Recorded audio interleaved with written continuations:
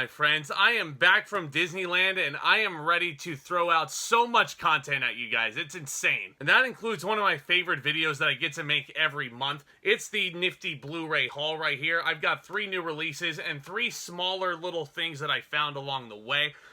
Guys, this is one of my favorite things I get to do on the channel, where I just talk about a nice little stack of movies. We just get to have some fun for a little bit as I add to this big gigantic wall behind me. If you guys are new to my channel, I do physical media content every single month over here. I've already done a Blu-ray collection video, which you guys can check out. I do that every single year. And I do haul videos like this every single month, along with your traditional movie reviews and television reviews and what have you. So if these sound like topics you're interested in, subscribe to the channel, hit that notification bell right next door, and do me a huge favor, hit that thumbs up on your way out. That would be all tremendous help. But 6 new releases to get to. It's a very interesting assortment in genres, because we're actually going to start off with Beavis and Butthead Do America. I know. You think there's fire in this? Of course not, dumbass.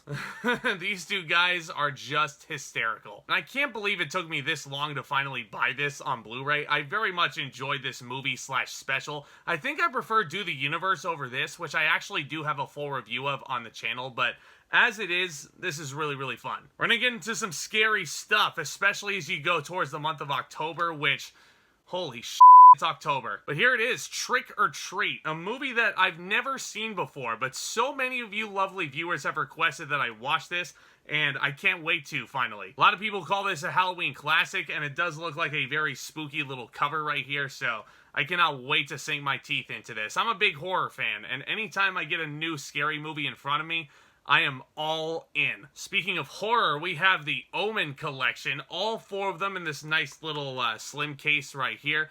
My mom recommended that I watch the first Omen film starring the late great Gregory Peck, so I just went ahead and bought all 4 of them. I can't wait to finally sink my teeth into these as well. Ooh, but here we go. New releases, and this first one's going to be quite polarizing, I'm sure. But I bought Elvis on Blu-ray with a nice little nifty, shiny, glossy slipcover and Austin Butler emblazoned all over the front.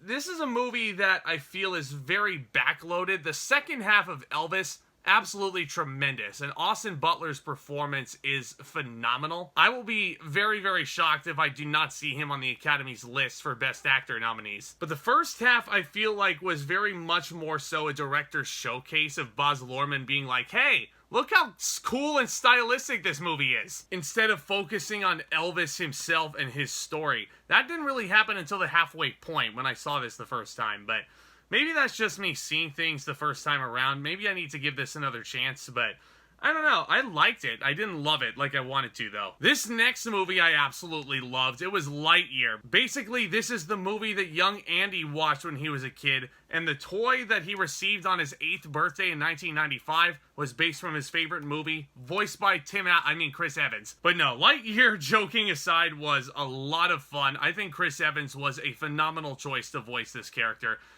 When you go back and rewatch this thing, the animation is absolutely astounding still, because, I mean, it's Pixar, so it shouldn't be that much of a surprise. But go back and rewatch Buzz Lightyear flying his big spaceship blaster around.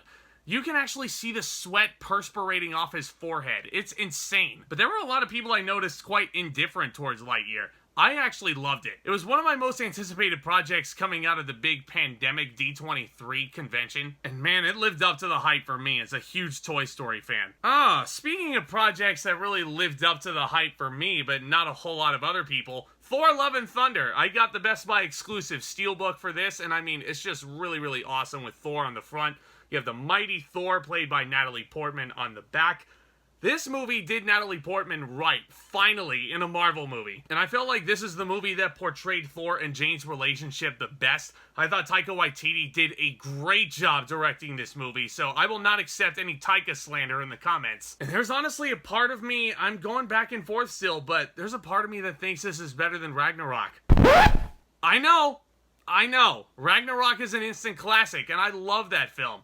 But I feel like this movie had a much better balance from the comedy to the emotional beats. Not that Ragnarok didn't have any emotion, but Ragnarok, I feel like, was a movie that didn't allow you enough time to breathe in between the jokes. This movie definitely gave you that time and then some. And not to mention, you have one of the best MCU villains overall, definitely in my top 5, played by Christian Bale. Gore the God Butcher, just phenomenal character design and a very ominous and creepy performance from Bale himself. I think this is honestly one of the strongest Phase 4 movies that we've gotten. It's certainly in the upper half for me, along with Shang-Chi and No Way Home so far. I know a lot of people felt very indifferent towards Thor Love and Thunder, and I can definitely understand why people are feeling that way, but I, for one, was a big fan of this one. Taika Waititi, never stop being you. And again, just a reminder, I will have full reviews for all 3 of these bad boys, the new releases, down in the nifty little description box below for you.